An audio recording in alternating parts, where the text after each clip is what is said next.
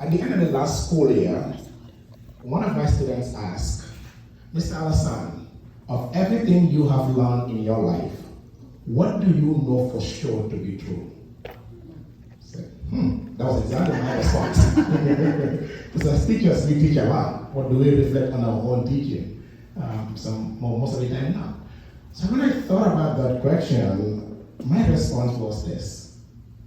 What I know for sure to be true is that there are no mistakes in life, but lessons. Because every experience in our life is there to prepare us for a better future if we let it. And I was thinking about that answer as I was reading Fatu's book. Because I met Fatu in 2015 at the International Community High School during, as Mr. David put it, during our protest for sports equity in the South Bronx. And what I was inspired by was her leadership during that movement. I came later on in the process, so she was already developed by David to lead that movement. When that was over, at the end of that school year, right before we left, I knew that she was going to be in my classroom the following year, so I invited her to speak to her before we embark on being in the same classroom. What I told her that day was that she has the qualities of leadership, and I am very confident that she will transform the world. And 7 years or 5 years later, I am very happy to see what she has done. Now, whenever I think about Fatu's life has been designed to serve humanity. As the president eloquently put it, Fatu is always there for anybody who needs her. And Shafi jokes about it. I always tell my wife, when I grow up, I want to be like Fatu.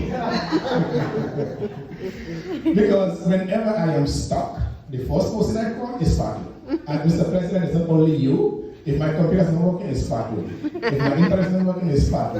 If I need anything, it's Fatu. And then my wife is like, it's 11 o'clock at night. I'm like, yeah, but I need Fatu. But Fatu's life is a reminder to me, if you look at any of the religious books, whether it's Quran, Bible, or Torah, there is this common theme about the need to serve humanity. Because service to humanity leads to greatness. And that was also reinforced by President Kennedy in 1961 when he said that, don't ask what your country can do for you, but ask what you can do for your country. In other words, don't ask what people can do for you, but what can you do for people? Can you directly and indirectly affect humanity?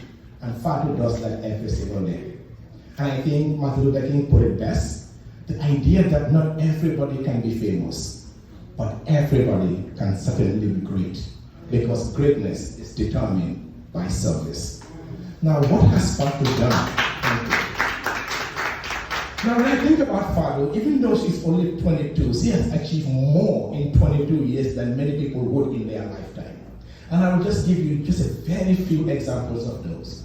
Speaking about being a leader in the sports movement, now a lot of students in the South Bronx will take sports for granted because of the effort of Fatu and Mr. David and all those students who have sacrificed so much to give back to their community. And I also think about in the same year, 2015, we were having budget constraints, and our principal decided to get rid of the African dance, which was a huge part of the cultural awareness of eradicated. But Fatu decided to do something about it. She would gather the African girls during lunch, and they would perform together even though they did not have an instructor. And at the end of the year, they were able to get on that stage and represent the African culture. And 5 years later, even after she left our school 5 years later, that legacy still continues. And whenever those kids are performing, it always brings chills to me, because I know that this would not have happened without the efforts of this young lady. And at the same token, she was also the soccer captain at our school. Not only was she the captain of the soccer team, but it happened in my room, so I was a witness to this. She would be the one to mentor those young girls about dignity and how to treat themselves so that other people could treat them the way they deserve to be treated. And that legacy still lives in our school, the idea of standing up for yourself, not only in sports, but in life. And on a personal note, at the same year, 2015, I discovered that only 28% of our students were going to college. And out of that, 50% usually drops out within a year. So I decided to do something about it by creating a program that takes place an hour before school. So when I told my principal about this, she thought it was a joke, because our students are notorious for coming to school an hour late. So what makes you think they're coming an hour late? I don't know, but all right, just try it, for sure it's not gonna work. But anyway, so Fatu became my assistant in that program. I didn't have a name for it. She was the one who would reach out to the kids every single time to remind them of coming to the program the night before. And the text always goes like this: guys, there is morning class tomorrow. 5 years later, if you walk into ICHS today, that program is called the morning class. And Fatu gave it that name and sustained that program. And over the past 5 years, that program has graduated over 300 kids. Wow. Yes. That's very good. And that year, the cohort that Fatu was part of, which is the same cohort as Sheffield, 29 kids enrolled, and 100% of them graduated, and 100% went on to college. And then 5 years later, every single student who went through that program has graduated from high school, and today they're either in college or graduated from college, or are living a very constructive life because they have a plan for their future. But she did not only stop there though. Every year since graduation, she would come back every year to teach current students how to make a vision board in order to create a compelling future. And I think it is. And when, that's what Fatu's life has been about. And now, that's the things that she has done for people, but now reading this book, you get to get the insights as to how she got to where she is today.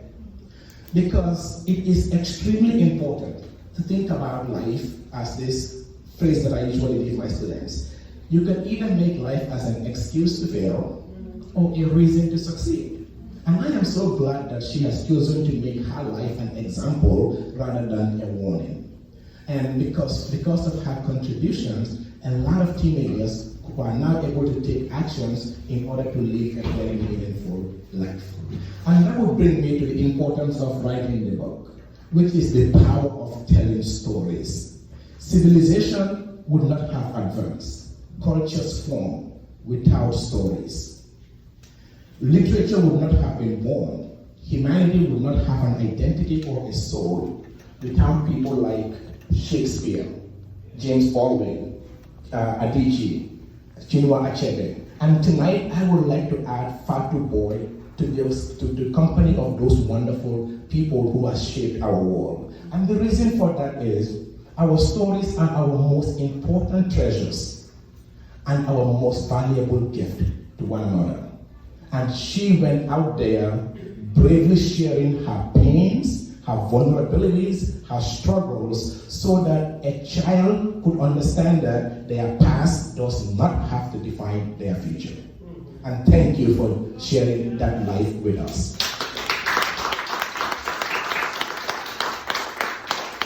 There is an African saying, which is that if you stand tall, it's because you stand on the shoulders of those who came before you.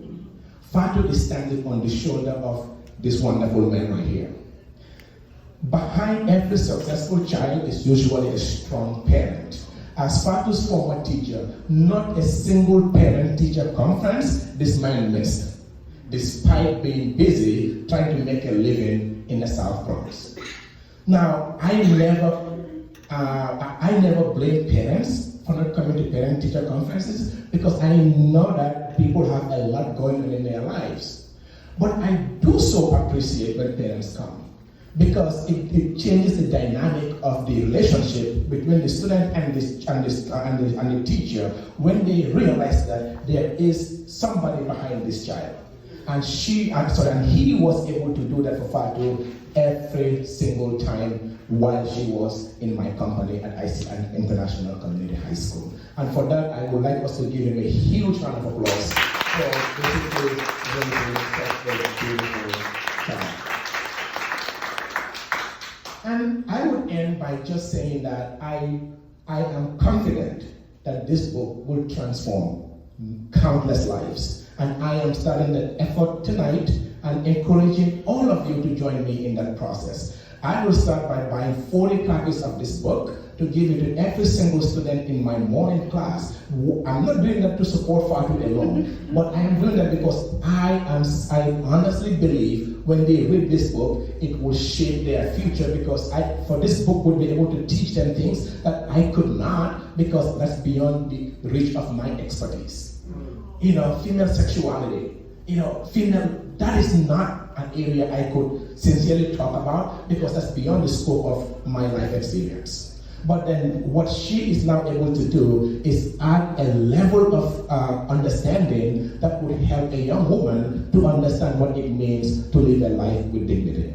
And I hope that we could all share this book out there so that young people out there could have a sense of understanding that when you hold on to your history, you do it at the expense of your destiny. And I am so thankful for you to be able to live your life in a way that not only do you inspire young people, but you inspire grown-ups like myself and everyone I have ever met.